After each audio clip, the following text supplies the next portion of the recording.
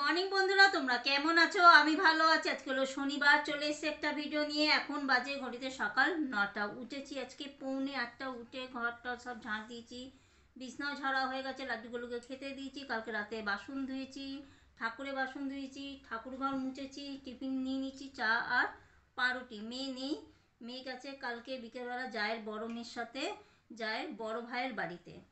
আজকে বিকেলে আসবে, ওই জন্য তাড়াতাড়ি বিছনা ফিছনা সব ঝাড়া হয়ে গেছে। রান্না করব, খিচুড়ি করব, বেগুন ভাজবো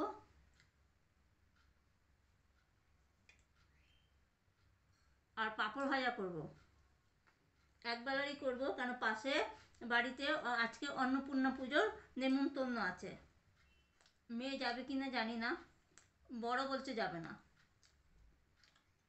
একবেলা রান্না করি, আমি বলেছি যদি তোমরা না যাও তাহলে কিনে এনে খেও, কারণ আমি ফিজিওথেরাপিতে যাব, তারপর ওখানে নেমন্তন্নের ওখানে যাব, কখন রান্না করব?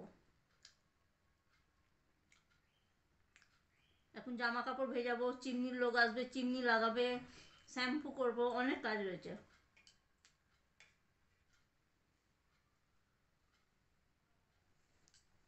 আর দুবেলা যদি রান্না করি না তাহলে অনেকটা দেরি হয়ে যাবে। দুবেলা যদি করেও রাখি, আলু তরকারি যদি করে রাখি, তাহলে রাতে এসে আমাকে পরোটা করতে হবে। আমি ওখানে পুজো দেখবো, অন্নপূর্ণা পুজো দেখবো না, আমি সেখানে রান্না করবো। এই জন্য তোমরা কিছু নিরামিষ কিনে এনে খেয়ে নিও।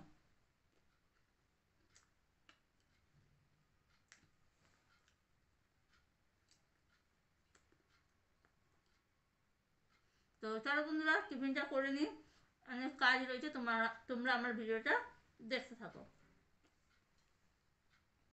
এখন বাজে ঘড়িতে 11:45। আমার মোটামুটি রান্না হয়ে গেছে। এখানে বেগুন ভাজা হয়ে গেছে, আমি ছাঁকনিতে রেখে দিয়েছি, তেলটা বেরাবে, অনেক তেল বেরায়।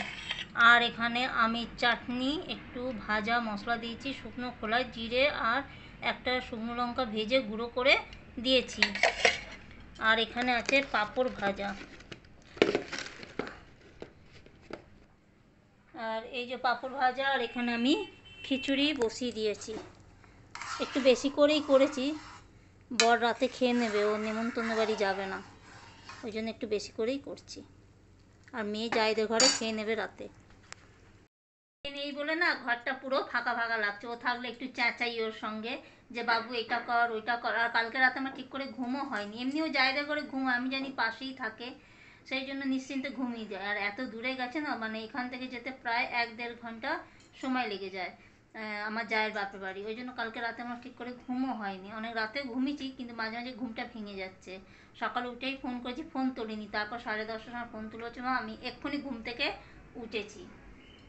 এই হলো ব্যাপার, ভালো লাগছে না।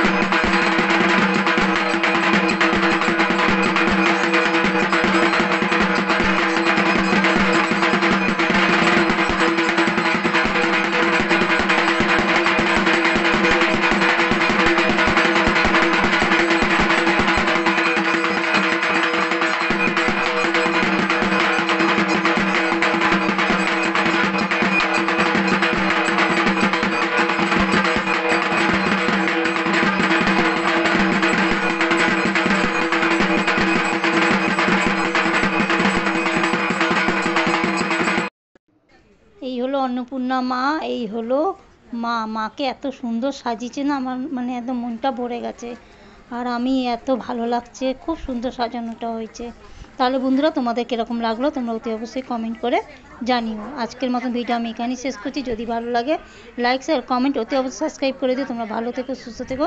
টাটা বন্ধুরা, গুড নাইট।